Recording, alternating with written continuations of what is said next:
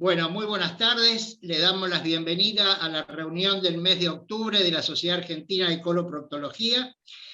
En la fecha se van a presentar dos trabajos y primero le voy a dar la palabra al secretario, el doctor Marcelo Colinas, que va a hacer un anuncio. Y posteriormente el doctor Jorge Fonsaravia va a decir unas palabras en memoria del fallecimiento del doctor Rivas Díez. Marcelo, te escuchamos. Buenas tardes.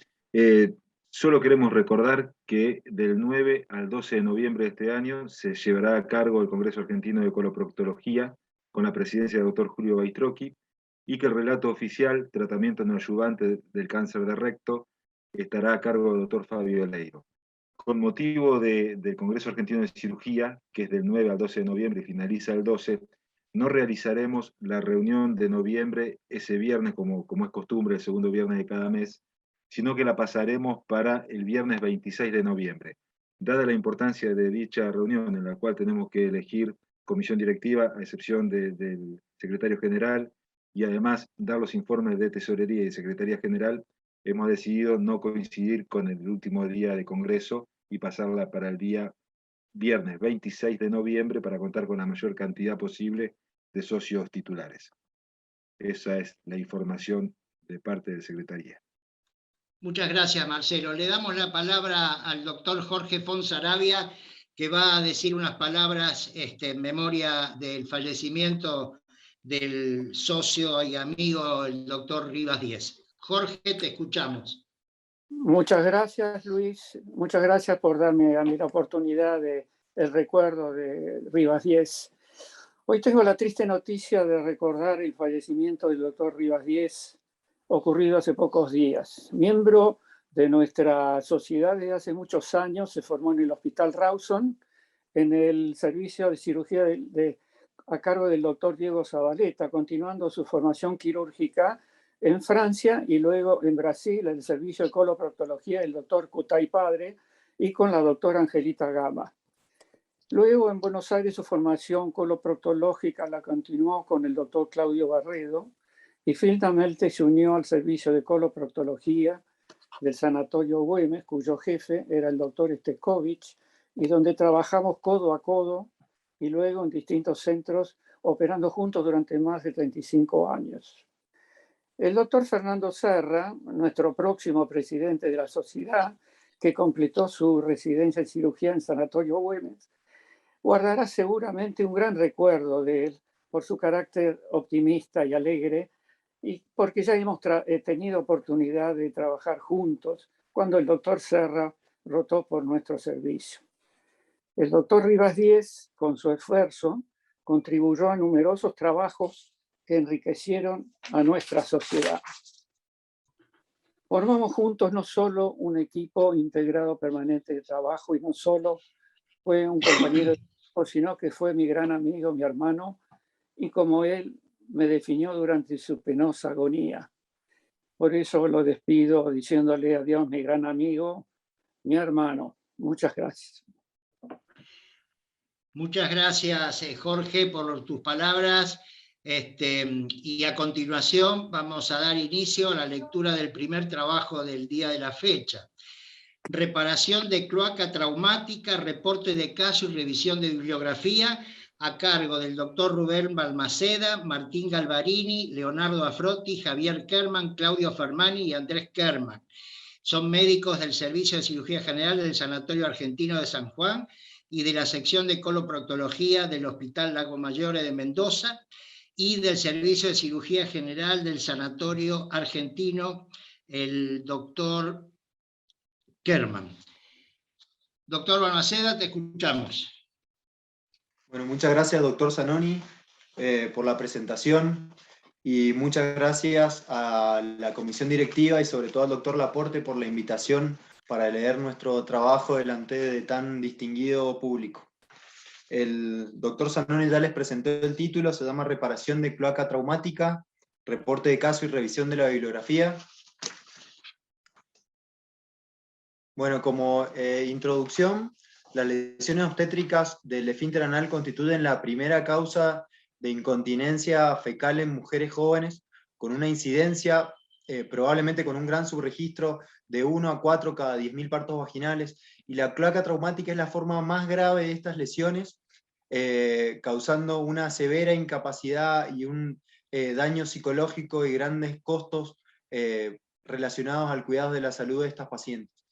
La definimos clínicamente como una lesión que afecta la pared posterior de la vagina, el tercio inferior y hasta el tercio medio del tabique recto vaginal, el cuerpo perineal y los planos perineales superficial y profundo, el complejo esfinteriano completo, el anodermo, e inclusive puede afectar a la mucosa del recto inferior. Esto resulta en una abertura común para el meato uretral, la vagina y el canal anal. Clínicamente, las pacientes consultan o presentan una incontinencia fecal severa, infecciones vulvovaginales a repetición y una severa alteración de su calidad de vida, como les mencionaba recién, y el tratamiento siempre debe ser quirúrgico, aunque todavía no tenemos evidencia o consenso acerca de cuál es la mejor técnica para utilizar. Yo les vengo a presentar una paciente de 17 años que es derivada a nuestro centro luego de haber tenido un parto distóxico 7 días previos, con una toma forcipal y con un severo desgarro perineal. La paciente presentaba incontinencia fecal completa, flujo vaginal maloliente, tuvo un parto distóxico con un recién nacido macrosómico y, como les decía recién, con la utilización de forceps. No presentaba ningún antecedente patológico ni quirúrgico. Sí notábamos que la paciente tenía una obesidad mórbida con un índice de masa corporal de casi 50. Al interrogatorio dirigido, la paciente tenía una incontinencia francamente severa, con un score de Wexner de 19 puntos para un máximo de 20, y una severa alteración de su calidad de vida, como lo define el score de calidad de vida para incontinencia fecal, de 10,1 puntos para un máximo de 16.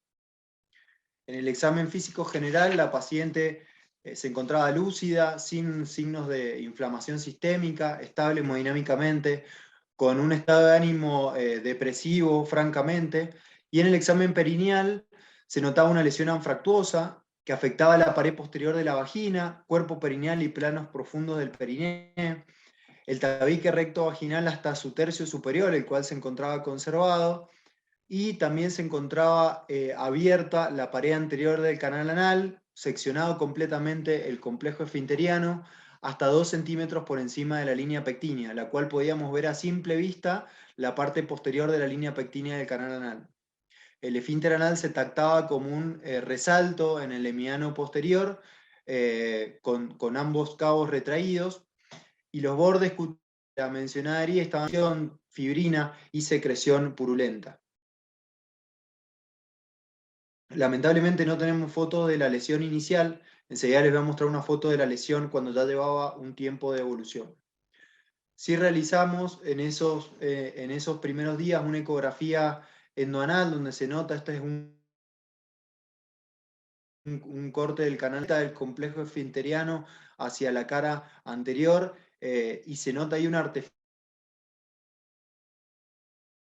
generado por la ausencia de tejidos de los planos perineales y del cuerpo perineal en el canal anal anterior y en el canal anal medio y el canal anal inferior. En la manometría anal que le realizamos a la paciente, se notaba una hipotonía franca del canal anal en reposo y en esfuerzo voluntario, mostrando lesión de ambos esfínteres, con los reflejos recto anal inhibitorio y de la tos presentes, un canal anal acortado y valores normales de presiones para el canal anal posterior. Por la presencia de un proceso supurativo y de tejido de granulación, la paciente ya llevaba 7 días de su lesión. Decidimos diferir la reparación algunos meses hasta la resolución del mencionado proceso, y se indicó una dieta astringente para que la paciente pudiera manejar su incontinencia, higiene, curaciones y óvulos vaginales para el control de las infecciones en dicha región. Esta es la foto del examen perineal en el preoperatorio, para lo cual pasaron 9 meses por motivos de auditoría de su obra social. Se nota cómo a la simple separación de las piernas y de las nalgas de la paciente se ve una abertura común para la vagina y para el recto inferior. En la parte superior de la foto podemos ver, si ven el cursor, se puede ver el meato uretral, y acá se ve a simple vista el cuello uterino con el fondo de saco posterior y la pared posterior de la vagina, o el tercio superior de la pared posterior de la vagina, que era lo que le quedaba a la paciente, y el tabique recto vaginal como finaliza en un borde libre. Y en la parte inferior de la foto vemos la pared posterior del canal anal, donde se ven las columnas anales y la línea pectínea expuesta al aire. Detrás de este ano, que se ve entreabierto, vemos el esfínter retraído como un resalto en la parte posterior. Para la cirugía no utilizamos preparación mecánica, sí un enema en el quirófano, realizamos la profilaxis antibiótica según las normas de infectología, bloqueo raquídeo, posición de litotomía, campo con povidona ayudada, y realizamos una incisión recto vaginal remanente, cuyos bordes laterales tenían una pequeña curva hacia atrás buscando los cabos seccionados del esfínter anal.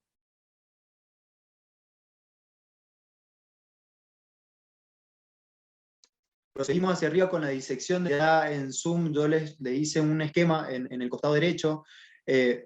Podemos ver en la foto un flap superior, que es el flap de mucosa vaginal, un flap inferior, que es el correspondiente a la mucosa anal y rectal, y en los costados de la disección de este tabique recto vaginal empezamos a ver los músculos puborectales. En los extremos laterales curvados hacia atrás que les había mostrado de la incisión original, buscamos los cabos esfinterianos y liberamos el esfínter hasta que nos permita una posición de cabos de 1 centímetro aproximadamente, la cual vamos a calibrar que pueda entrar nuestro dedo sin demasiada fuerza, y reparamos el esfínter anal, el complejo esfinteriano completo, sin disecar ambos esfínteres, con la técnica de overlap, utilizando puntos separados en U, de sutura reabsorbible. Una vez finalizatura del plano de los músculos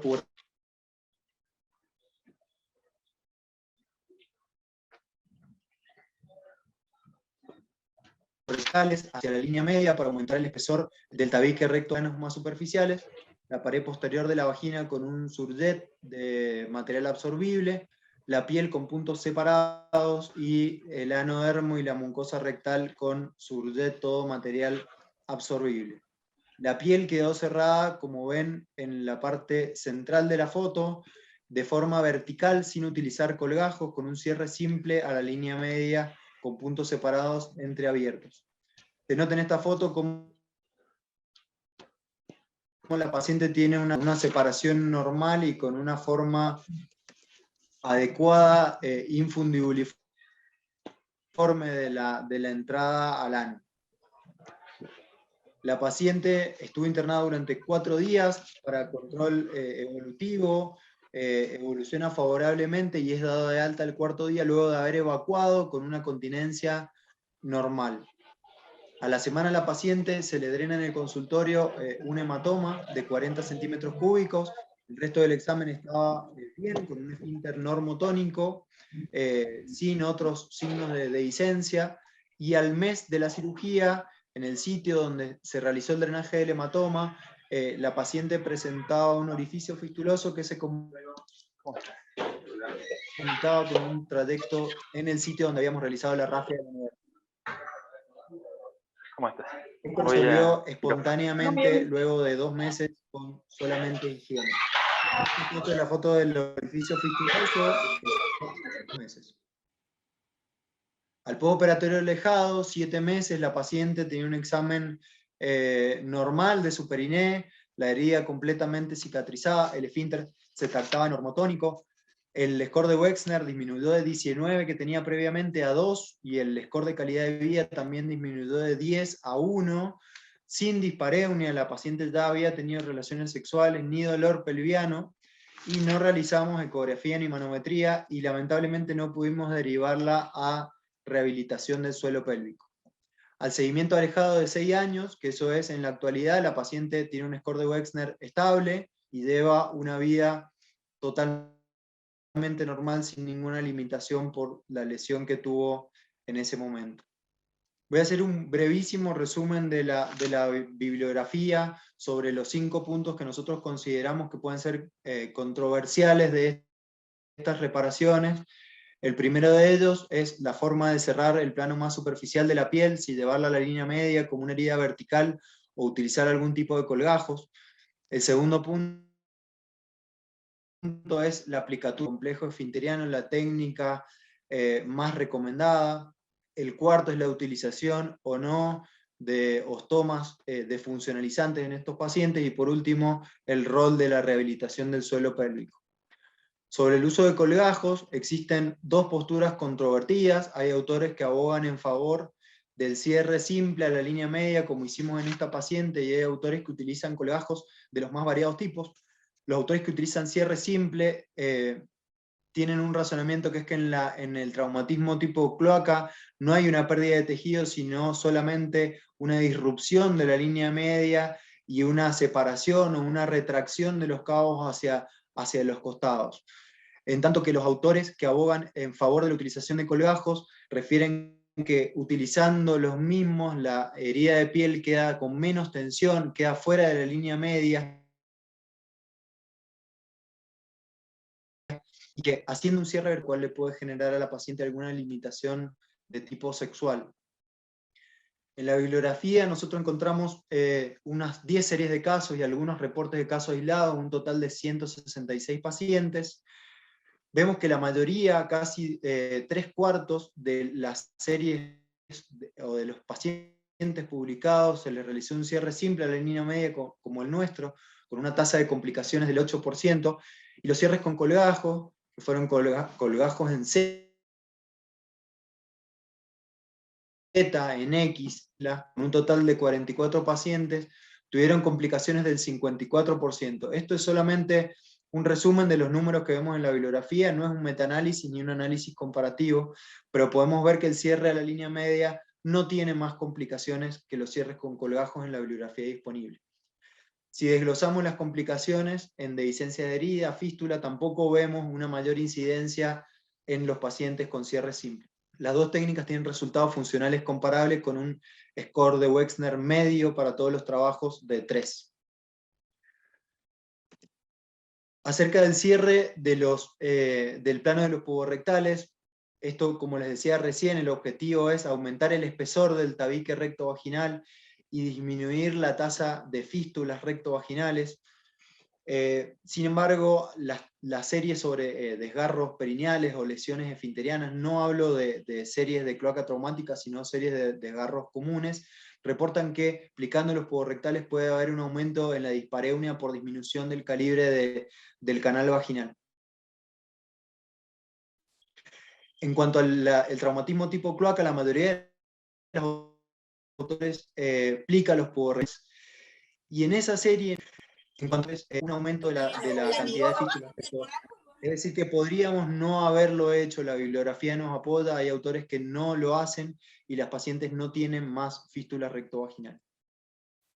Acerca de la mejor técnica para reparar el esfínter, hay evidencia de que la esfinteroplastia tipo overlap tiene algunas ventajas con respecto a la técnica end-to-end, sobre todo en el deterioro a largo plazo de la continencia, sobre metaanálisis hechos en esfinteroplastias por desgarros perineales. Sin embargo, en los casos publicados sobre reparación de cloaca traumática, todos los autores utilizaron el overlap, no hubo ninguno que utilizara la técnica de end-to-end.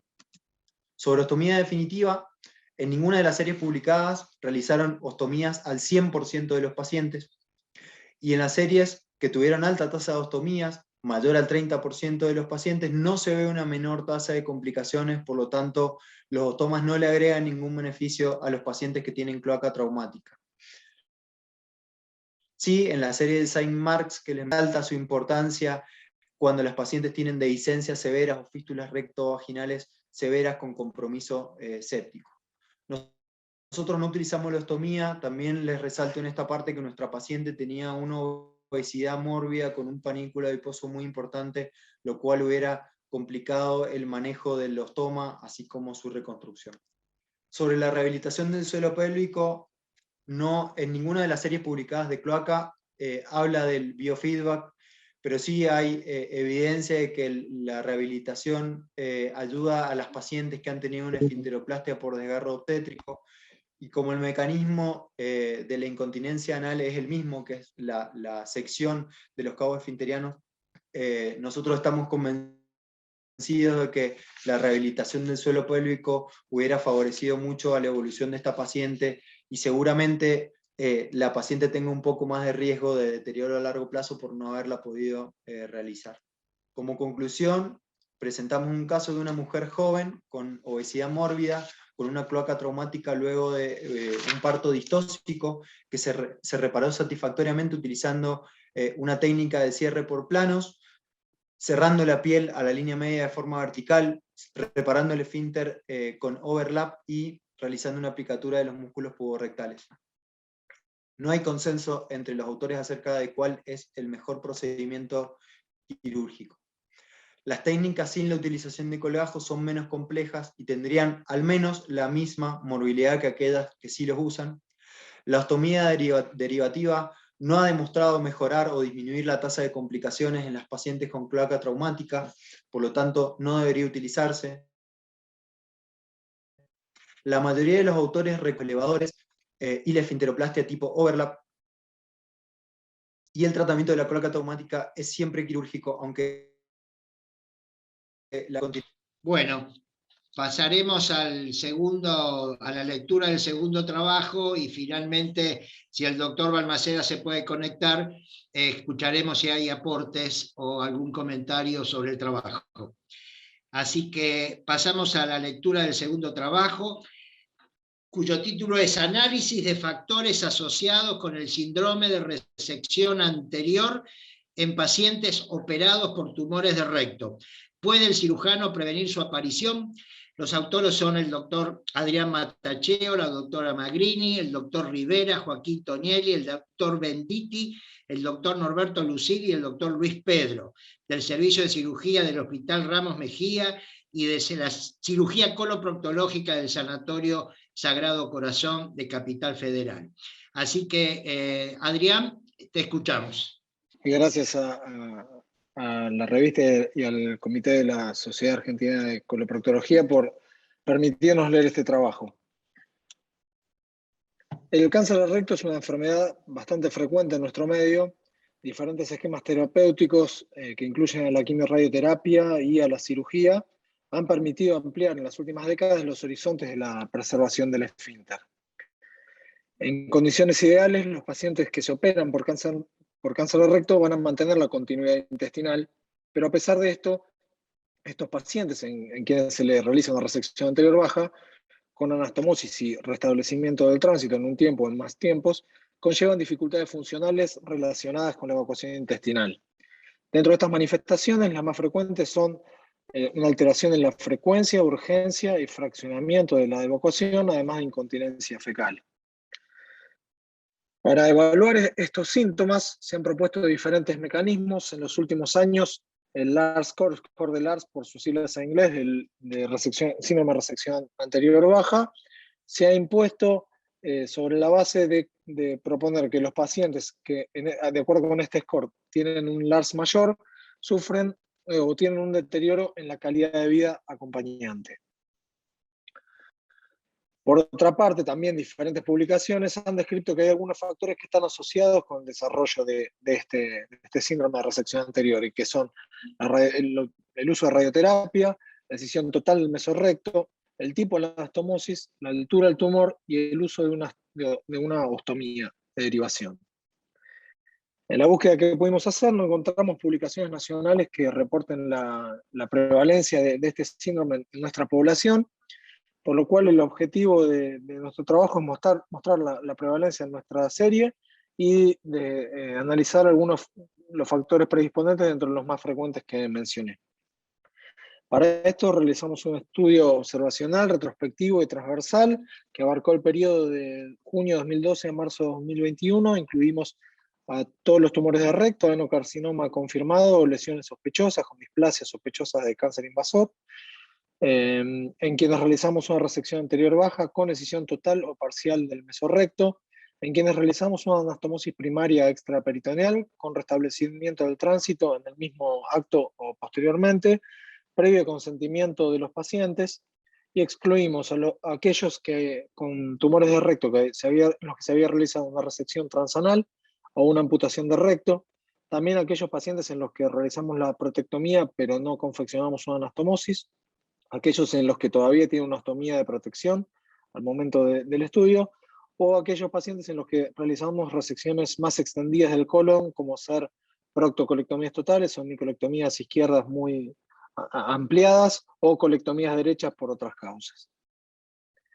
Para la evaluación, para la descripción como escisión total o parcial del mesorrecto, consideramos a la escisión total del mesorrecto aquellos pacientes en quienes a través de revisión de fotografías de la pieza quirúrgica, de análisis de historia clínica y de los estudios preoperatorios, confirmamos la presencia de la totalidad del mesorrecto en la pieza operatoria, y aquellos con decisión parcial del mesorrecto, como los casos en los que no podíamos confirmar que se trata, por los mismos mecanismos que la decisión total, que se trate de una decisión total mesorrectal.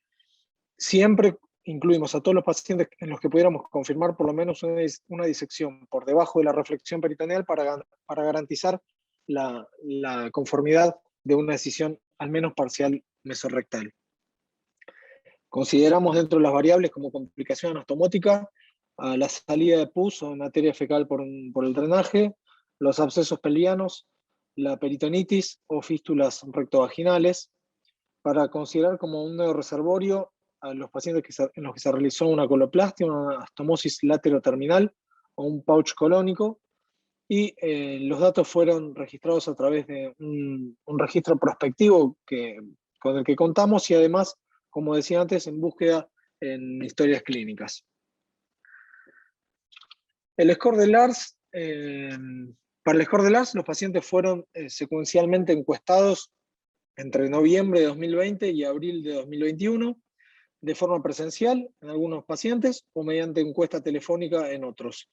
Para clasificarlos utilizamos el score de Lars traducido y validado al español, el cual consiste en 5 preguntas de opción múltiple que están relacionadas con el hábito evacuatorio. Se clasificó como la no presencia de Lars al puntaje entre 0 y 20, el Lars menor entre 21 y 29 y el Lars mayor puntaje entre 30 y 42, esto es el máximo. Para el análisis estadístico realizamos un análisis bivariado y con los test correspondientes de acuerdo a las características de las variables y su distribución normal o anormal, y realizamos posteriormente una regresión logística, un análisis multivariado, utilizando como variable dependiente la presencia del Lars mayor, contrastándola contra las otras variables descritas como de factores de riesgo. Resultados. En el periodo estudiado se operaron por el mismo equipo en estos dos centros 268 pacientes con tumores de recto. Fueron excluidos 98, algunos por cirugía de Miles, otros por resecciones transanales, en otros casos por colectomías asociadas y en 11 casos por pacientes que no se confeccionó anastomosis. De los pacientes elegibles, que fueron 170, excluimos 83, 36 porque habían muerto a la hora del análisis del estudio, 18 porque se encontraban haciendo quimioterapia en el momento del estudio, 18 porque no tenían cerrada la ostomía por diferentes causas, y en 11 casos no podíamos contar con todos los datos. Nos quedó un total de 87 pacientes pasibles de análisis, de los cuales excluimos 18 porque no pudimos contactar a 17 y porque una única paciente perdón, se rehusó a participar. La edad mediana de los pacientes analizados encuestados fue de 58, con un BMI de 27,3, también la mediana, El tiempo de la reconstrucción del tránsito fue muy variable, abarcó desde los 3 meses hasta los 97 meses, con una mediana de 31. El estadio de los tumores fue variable, estadio 0, porque además de respuestas patológicas completas, incluimos algunos pacientes que tenían lesiones sospechosas y que finalmente no se confirmó el adeno-CA invasor. La altura mediana, también de los tumores en relación con el margen anal fue de 8,6 centímetros. El 48% de los pacientes realizó radioterapia y en el 85% de ellos utilizamos anastomosis término-terminales. Dentro de los reservorios no realizamos ningún pouch colónico en esta muestra y dentro de los 10 pacientes, 8 fueron anastomosis lateroterminales y solamente 2 coloplastias. En cuanto a resección mesorrectal, casi 2/3 de los pacientes fue una decisión total del mesorrecto y en un tercio, un 36%, fue una decisión parcial del mesorrecto. Debido a la gran cantidad de pacientes que excluimos por diferentes causas que mencioné, para analizar si nuestra muestra era representativa, encontramos que a grandes rasgos, en cuanto a datos demográficos y de las variables, los pacientes no tenían diferencias sustanciales, salvo los pacientes que estaban excluidos, que tenían un porcentaje mayor de radioterapia, en quienes el análisis estadístico no mostró diferencia, pero sí una tendencia. Consideramos que porque anteriormente utilizamos más discrecionalmente la radioterapia. La prevalencia de nuestra muestra fue del 40,6% de casos de LARS mayor, 28 de 69. En el análisis multivariado encontramos como factores relacionados con el desarrollo del LARS mayor el sexo femenino, la técnica de resección, la excisión total del mesorrecto, la utilización de radioterapia en estos pacientes y la complicación de las anastomosis y el tiempo de la cirugía menor de 1 año en comparación con aquellos que tenían más de 1 año, contando en la cirugía de reconstrucción o cierre de la ostomía en aquellos que la tuvieron. Estas dos últimas variables perdieron su peso estadístico en el análisis multivariado. El uso de una ostomía y la utilización de un reservorio, así como la confección de una ostomosis colonal, no tuvieron directamente peso estadístico en el bivariado, por eso no fueron incluidos en el multivariado, quedando como únicas variables ajustadas por las demás que definirían como factores de riesgo para la presencia del LARS mayor, al sexo femenino, a la excisión total del mesorrecto y a la utilización de radioterapia. La cirugía del cáncer del recto amplió sus horizontes en las últimas décadas. Nuevos esquemas de tratamiento acercaron a los pacientes a un aumento en las tasas de preservación del esfínter e incluso a la preservación del órgano. Sin embargo, independientemente de los resultados oncológicos, los pacientes sometidos a cirugía radical con anastomosis baja desarrollan molestos síntomas evacuatorios, a menudo incapacitantes. La urgencia, incontinencia y, más frecuentemente y más importante por los pacientes, la fragmentación o fraccionamiento alteran la calidad de vida de los pacientes, aunque estos síntomas mejoren con el paso del tiempo, especialmente luego de transcurrido 1 año. Con la finalidad de objetivar este trastorno que conocemos y está descrito desde hace mucho tiempo, se han propuesto diferentes modalidades. Las más conocidas son la del Memorial de Nueva York, una encuesta un poco más densa, más laboriosa, con 18 preguntas y de más, tal vez difícil respuesta, poco práctica, por lo cual se ha impuesto desde el año 2012 la publicación del Auerbach, el LARS-CORE como el más importante y el que más publicaciones citan. Este mismo score fue traducido y validado a diferentes idiomas y es el que habitualmente utilizamos a la hora de evaluar la funcionalidad evacuatoria de nuestros pacientes. La prevalencia del 40% de nuestra casuística es similar a la de diferentes publicaciones. Reportes de Dinamarca, que es el principal país que ha publicado esto a partir del Auerbach, mostraron una tasa de entre el 40 y 50% que se condice con la que se manifestó en nuestra casuística. En cuanto al tratamiento, que no es el objetivo de nuestra presentación, sabemos que en general son de baja efectividad y algunos de ellos muy costosos. Los únicos que han demostrado con algún grado de evidencia beneficios para los pacientes son la irrigación transanal, el biofeedback y la neuromodulación sacra.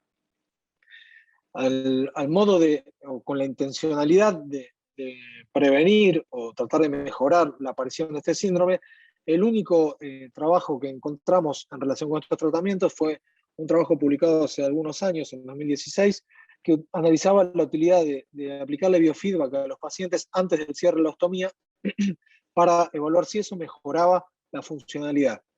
Este reporte no encontró buenos resultados en un análisis preliminar y pasaron ya 5 años y no ha vuelto a publicarse resultados definitivos, con lo cual asumimos que, o estimamos que tal vez los resultados se hayan mantenido como negativos.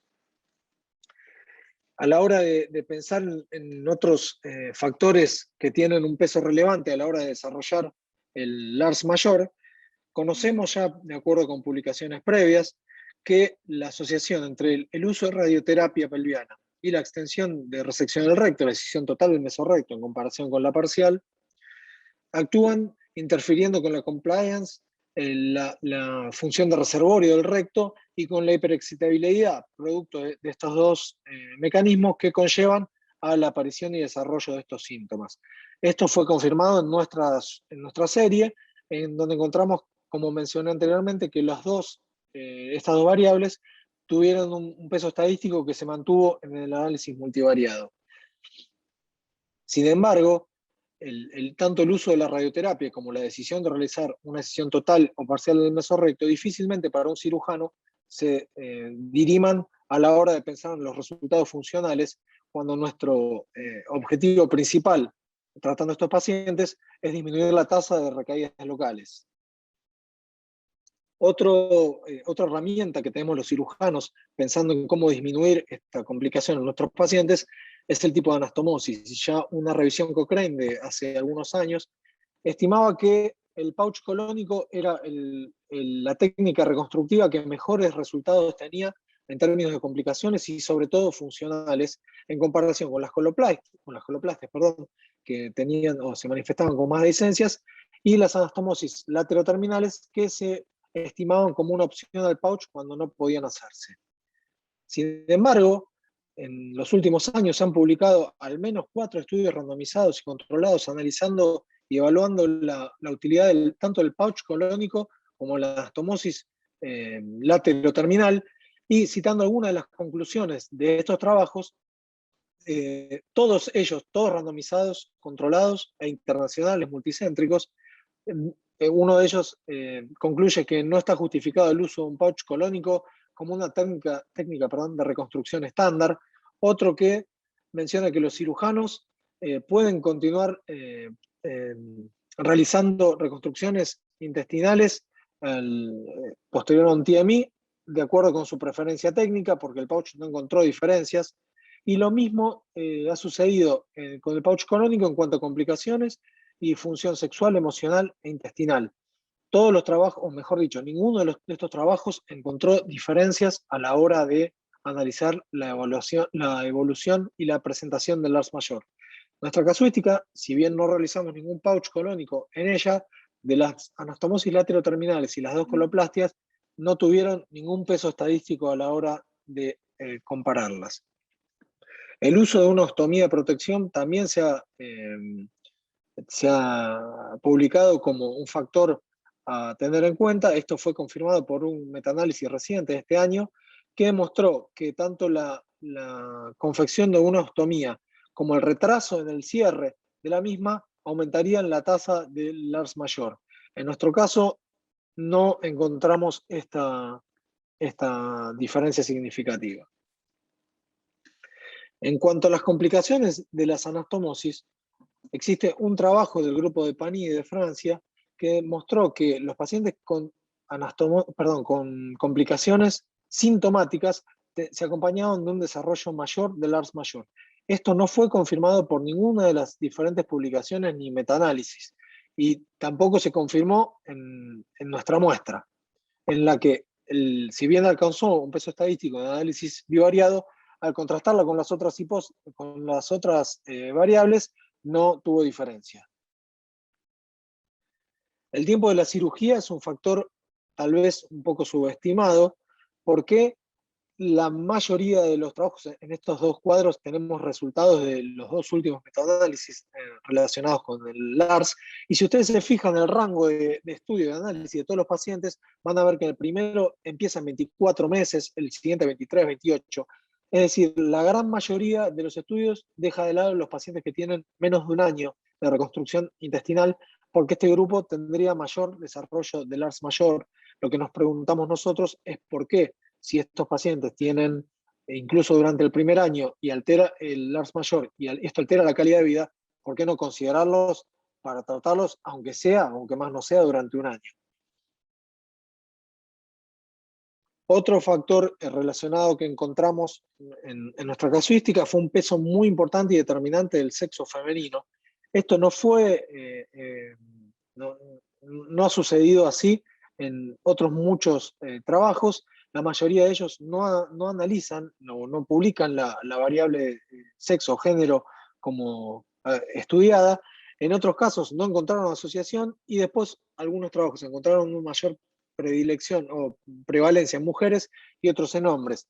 Algunas series en población general encontraron también que la prevalencia del ARS sería mayor en mujeres, pero no existe evidencia que se sostenga en la bibliografía en relación con esto. En cuanto a las limitaciones de nuestro estudio, podemos remarcar que se trata de un estudio retrospectivo con todos los problemas que esto conlleva. El tamaño muestral no es muy grande, a mejorar de acuerdo a la suma de pacientes o eventualmente estudios colaborativos.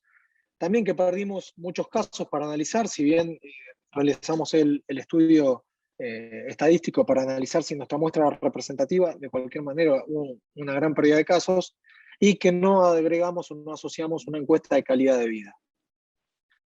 Las conclusiones de nuestro trabajo son que la prevalencia del ARS mayor en nuestra serie es acorde con la prevalencia publicada en reportes internacionales, sobre todo europeos.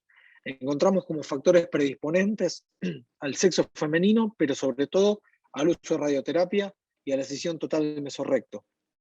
No encontramos que el tipo de anastomosis sea un factor determinante, y analizando la bibliografía cada vez más contundente, creemos que no sería un factor de peso, por lo cual a la hora del cirujano poder tomar una conducta que prevenga o que disminuya la incidencia y aparición de esta complicación, no tendríamos herramientas, por lo menos al día de hoy. Muchas gracias, señor presidente. Muchas gracias, Adrián. Muy buena la presentación. Está en discusión el trabajo presentado por el doctor Matacheo y colaboradores. Rubén Miravallo, hablador, ¿cómo le va? Rubén, ¿cómo estás? Bien, bien. Bueno, felicitaciones, Adrián, por la charla. La verdad es que es un tema que justamente había pocas cosas publicadas a nivel local. Creo que evaluar los resultados de los pacientes que tienen síndrome de reacción anterior es bastante complejo porque es muy heterogéneo este tipo de pacientes. Hiciste mención a un par de cosas que estaban con respecto al tratamiento, a la utilidad del biofeedback y la neuromodulación para estos pacientes. Es uno de los nuevos rumbos que tiene la neuromodulación sacra a los pacientes con síndrome de reacción anterior. Quería mencionar solamente una cosa que dijo Adrián, que lo poco que hay al respecto de neuromodulación y recepción anterior justamente hablan de dos variables que él nombró, muy vinculadas al futuro de los pacientes, que es la altura de la anastomosis, o sea, cuánto reservorio rectal tengan, y pacientes irradiados. Los pacientes que fueron irradiados previo a la cirugía y los pacientes que tienen una resección bien baja y por ende tienen menos muñón rectal, son los que peor resultado tienen con los tratamientos en estos casos. Y más que nada creo que eso nos lleva a la conclusión que siempre hay que remarcar de que no pasa solamente por un tema de un anillo esfinteriano. Cuando no tienen reservorio rectal es mucho más complejo el futuro de esos pacientes, y cuando están irradiados también pierden justamente el reservorio, pero pierde su viscoelasticidad. La neuromodulación, el camino que va, lo que resuelve mejor es el tema de la sensorialidad rectal que pierden estos pacientes o que la tienen alterada, la urgencia evacuatoria o la hiposensorialidad rectal. Entonces, si tienen poco reservorio rectal o tienen una resección con radioterapia previa, esos son los pacientes que menos se benefician de los tratamientos a posterior. Porque el tema complejo de estos pacientes, ¿no? Adrián, creo que estás de acuerdo, es qué hacemos con estos pacientes. Muchas gracias y felicitaciones por la exposición de vuelta. Gracias, Rubén. Adrián. Gracias, Rubén, por los comentarios. Sí, tal cual, yo no quise explayarme mucho porque no era el objetivo del trabajo y por ahí daba mucho más para la discusión, que es el tratamiento. Como vos dijiste, dentro de la evidencia que hay, yo diría que la mejor que hay es en relación con la irrigación transanal, porque son estudios bien diseñados y eh, publicados en revistas de alto impacto, la verdad que impresionan promisorios, pero sobre todo la neuromodulación sacra es el mejor tratamiento para los pacientes que tienen el ARS mayor. El objetivo, además de la prevalencia del trabajo, era a ver qué podíamos hacer, si podíamos disminuir esa incidencia, haciendo hincapié sobre todo en el tipo de anastomosis, pero como vos decís, el mejor tratamiento es la neuromodulación sacra. Todos sabemos la dificultad que se plantea con el tema costos, pero sí, claro. Muchas gracias. Gracias, Adrián. Continúa en discusión el trabajo presentado por el doctor Mataché y colaboradores. ¿Hay alguna...? Jorge, te estaba esperando, Jorge. Doctor Hola. Latif, ¿vas a hacer algún comentario? Sí, te escuchamos, Jorge. Por favor. Buenas noches a todos. Muchas gracias, Luis, señor presidente, por permitirme este pequeño comentario y algunas preguntas que van a surgir para el trabajo de Adrián, con el cual no hay grandes discusiones. La verdad que a mí me pareció una muy buena presentación, un análisis minucioso, impecable, muy bueno, muy extenso para que nos lo puedas contar en una reunión y en pocos minutos, y que seguramente nos va a dar a nosotros mucha más información y mucho más conceptos cuando lo podamos leer tranquilos y con tiempo. Pero la verdad que este es un tema que preocupa a todos los cirujanos que hacemos cáncer de recto. Y la verdad que si nosotros vamos a hacer una resección parcial o total del recto, ese paciente claramente va a tener algunas de todas las situaciones que devienen en este síndrome de resección anterior baja. Pero a mí lo que más me interesa es la calidad, el impacto sobre la calidad de vida que tienen esos pacientes.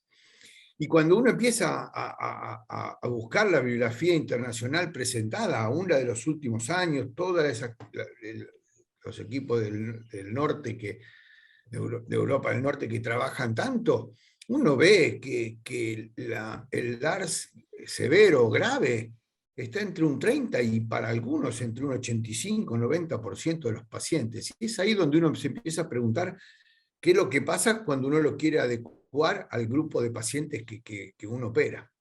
Y por ejemplo, comparando tu serie, los datos epidemiológicos de tu serie, si yo los quisiera comparar con la nuestra, de la clínica modelo de Lanús, arrancaríamos con un primer problema importante, que tu promedio de edad es 58 años, si no escuché mal, y el promedio es 72, 73 años. Y acá me parece que aparece otro tema importante, del cual te quiero preguntar tu opinión. Si no sería bueno que nosotros a todos los pacientes que vayamos a operar de cáncer de recto, indagáramos sobre la función que tienen previamente a la cirugía. Porque a lo mejor nuestros pacientes, fundamentalmente los que yo te cuento, tienen muchas de estas alteraciones, que a veces intensifican los síntomas cuando le sacamos el recto y a veces no tanto. Entonces, para el paciente no lo vive como una complicación de la cirugía, y como no le afecta la calidad de vida, nosotros tampoco lo tomamos para ese lado. Después, en los resultados que vos nos contás, esa es la primera pregunta que te querría hacer. Si no sería bueno hacer un estudio comparativo pre- y postoperatorio de todas estas situaciones, de incontinencia a gases, a líquidos, que muchos de estos pacientes lo tienen, a indagar qué pasa aún en el pequeño periodo de tiempo que esperamos entre la radioterapia y que los operamos, porque eso es otro tema importante. Muchas veces hacemos mucha radioterapia y para tumores que con una resección quirúrgica andarían bien, y buscando la preservación de órganos, la radioterapia, lejos de ser inocua, es bastante problemática, como bien nos contaba Rothschild en su relato hace ya varios años. Entonces, esa sería la primera pregunta. Segundo, no considero que, como vos decías, que la muestra, el tamaño muestral sea bajo el que ustedes muestran. Hay trabajos publicados en el 2019 en la Revista Española de Cirugía, que seguramente, y de la Asociación Española de Coloproctología, que tienen mucho menor cantidad de casos que esto, porque no le respondieron en la encuesta a muchísima gente de los que habían convocado. Así que eso también habría que reverlo. Y lo importante, que me parece que sería muy bueno, a lo mejor vos lo sabés, pero no lo incluiste en este trabajo, es qué repercusión tuvieron en la calidad de vida ese 40% de pacientes que tuvieron, porque creo que ahí es donde radica el problema mayor y ahí vamos de un tratamiento al otro, porque la inmensa mayoría de los que tratan esta complicación grave, ninguno llega, muy pocos llegan a una colostomía. Es decir, que con tratamiento médico los pacientes pueden evolucionar bien y podemos tratarlo bien. Y por último, lo que uno piensa cuando hace estas cosas, cuando lee y relee los trabajos que lo más importante para esto sería la prevención. Entonces la pregunta que me gustaría hacerte es ¿qué cambiaron ustedes en los últimos 10 o 15 años en cuanto a prevención para no tener ese 40% de pacientes con esa situación, en lo que se puede cambiar? A mí el trabajo, la verdad, que me pareció tremendamente bueno, creo que nos deja a pensar. La realidad es que, como yo te he dicho muchas veces, en muy pocos casos de los muchos que tenemos operados en los últimos años, hemos asistido a un cuadro grave de este síndrome. Y por último, comparto lo de la radioterapia, comparto con la altura del tumor, comparto el estadio tumoral, pero también hay otro dato que es muy importante y que vamos a tratar de sacar alguna conclusión prontamente, que es que pasa en aquellos pacientes que han tenido sepsis pélvica en fístulas clínicas y subclínicas, que a lo mejor nunca nos enteramos y después eso incidió mucho. Los casos severos que tuvimos fueron pacientes con radioterapia y con algún tipo de dehiscencia anastomótica. Así que yo te felicito y te agradezco que hayas traído a la sociedad este trabajo, que creo que cuando lo podamos leer mucho más nos va a poner muy al día en el tema. Gracias. Gracias, Jorge. Adrián, tenés la palabra. Muchas gracias, Jorge, muchas gracias. La verdad que nuestras charlas sobre este tema han sido un motor para hacer este trabajo, así que un poco te lo debo a vos, este trabajo. En cuanto a la función previa al tratamiento o a la cirugía, a la evaluación, yo creo que hay un sesgo que se introduce ahí, que es tan importante que sería imposible evaluarlos, y que es que los pacientes que tienen un tumor de recto ya tienen síntomas en relación, o muy parecidos a estos. Entonces, a diferencia de la población general, que como vos bien decís, hay estudios poblacionales, recuerdo un danés, recuerdo un holandés, en los cuales encuestaron a la gente en general sin cáncer de recto, sin antecedente de ninguna enfermedad, y hasta un 15% de las personas, no pacientes, de las personas manifestaba síntomas de LARS mayor, independientemente de tener ninguna patología en el recto. Eso es real. El tema es cómo evaluar a un paciente que consulta con estos síntomas, porque la gran mayoría de estos pacientes tienen estos síntomas. Tanto es así que yo desde hace un tiempo, cuando me empecé a involucrar un poco más con el LARS, a todos los pacientes les aviso cuáles son los síntomas que pueden suceder, y todos me dicen, pero eso es lo que me pasa ahora, eso es lo que siento ahora. Mira, vas a ir un montón de veces al baño, vas a evacuar, vas a sentir que es incompleto, y me dicen, eso es lo que estoy sintiendo ahora, con el tumor, con la radioterapia y con la cirugía. Entonces es muy difícil y creo que otorgaría un sesgo tan importante que sería imposible evaluarlo. Pero como vos decís, puede permitir poner un parámetro base para hacer una evaluación comparativa. En cuanto al tamaño muestral, lo incluimos como una limitación porque en alguna de las variables, como el tiempo transcurrido, se perdió el peso estadístico en el análisis multivariado, pero con una tendencia a hacerlo, creemos que tal vez un número mayor hubiera sido más representativo para demostrar fehacientemente esta y tal vez otra de las variables. Independientemente del número, la cantidad de eventos que surjan hace peso matemático, estadístico, para que pudieran ser consideradas con mayor peso, tal vez, por ejemplo, las complicaciones anatomóticas, como vos decías. Sobre este punto respondo también una cuestión que vos mencionabas antes. Fuimos bastante, no es estricto la palabra, fuimos a buscar la complicación, no la subestimamos la complicación. Si encontramos pacientes con anastomosis, con estenosis, perdón, de anastomosis, lo consideramos como que había tenido, aunque sea una fuga subclínica.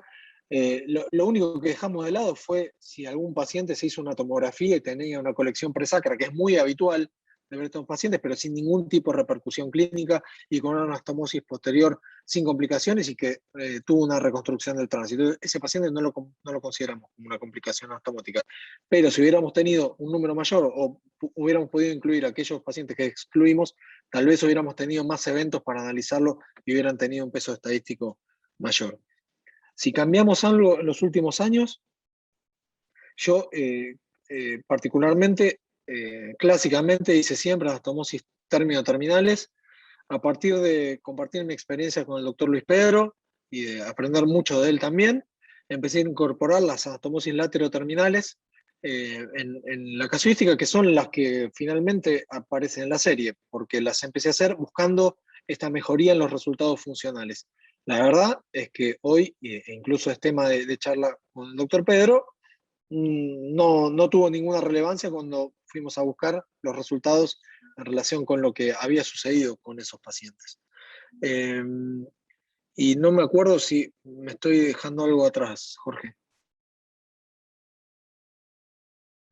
Sí, si cambiaste algo en la prevención de hacer algo distinto a esto que me contaste recién, y con tu comentario, permiso, señor presidente, me surgió otra pregunta. ¿No sería bueno entonces que nosotros a los pacientes que vamos a operar con un cáncer de recto, que ya tienen tenesmo, que tienen incontinencia a gases, que tienen alguna incontinencia a líquidos por infiltraciones, por lo que sea, o fragmentación, o sensación de evacuación incompleta, saber qué les pasó después de operado?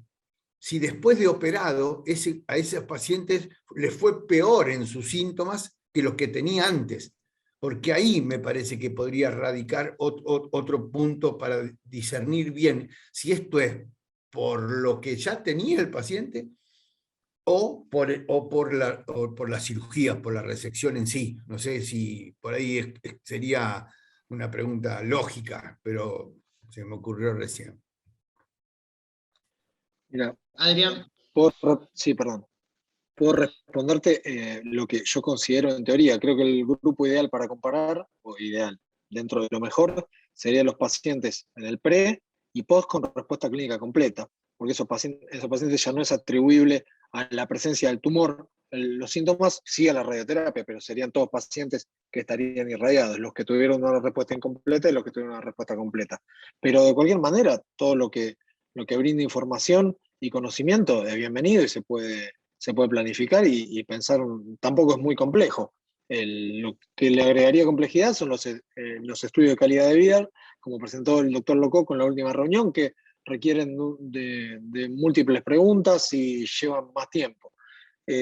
Y en cuanto a si modificamos algo, es lo que yo mencionaba. Yo modifiqué el tipo de anastomosis en su momento, esperando que esto cambie, pero jamás basé una decisión tanto en indicación de neoadyuvancia como en indicación de una decisión total o parcial del mesorrecto sobre la base de los resultados funcionales. La verdad que siempre una complicación uno no la desea, no la busca. La verdad que lo único que entendí como para posible modificación era el tipo de anastomosis. Y lo que consideraba como que era factible, que era el biofeedback antes de cerrar la ostomía, la verdad que evidencia no hay. Para investigar también se puede planificar y seguir investigando, pero no modificamos ninguna conducta. Es un poco descorazonadora mi conclusión. Gracias, Adrián. ¿Hay algún aporte o alguna pregunta más para el trabajo presentado por el doctor Adrián Matacheo? Un breve comentario, ¿puedo decir, doctor, a lo que preguntó el doctor Latif? Por supuesto, Rubén. Yo creo que lo que habría que hacer en estos casos es, pensándolos, estudiarlos prospectivamente, es evaluar la funcionalidad del paciente al diagnóstico, ya con ese síndrome rectal que puede tener por el tumor de recto, si hace radioterapia, después de la radioterapia, si hace una cirugía, después de la cirugía, y ahí vamos a tener un poco más con análisis multivariado qué factor fue el que mayor lo precipitó, porque si no, como decía Adrián, te va a pasar esto y ya me está pasando. Y también para evaluar la respuesta al tratamiento, porque si sabemos los síntomas antes de los rayos, antes de la cirugía, después de la cirugía y después de algún tratamiento que le vamos a hacer, ahí vamos a poder saber cuánto influyó y cuánta responsabilidad tuvo cada eslabón de esta cadena, ¿no? Gracias. Gracias, Rubén. Adrián, ¿algún comentario? No. Gracias a Rubén por el comentario. Bueno, entonces damos por cerrada los comentarios del trabajo del doctor Matacheo. Adrián, felicitaciones, el trabajo fue excelente, la presentación y a todos los colaboradores. Entonces, para ir finalizando, tenemos al doctor Rubén Balmaceda. Vamos a poner en discusión el trabajo, si hay algún aporte, alguna pregunta al trabajo presentado por el doctor Balmaceda y colaboradores respecto a la reparación de cloaca traumática. Bueno, doctor Balmaceda, muchas gracias por la presentación del trabajo. Fue muy interesante y muy buena la presentación, muy interesante el caso. Damos entonces por finalizado y nos veremos en la sesión del mes de noviembre. Muchas gracias y buenas noches a todos.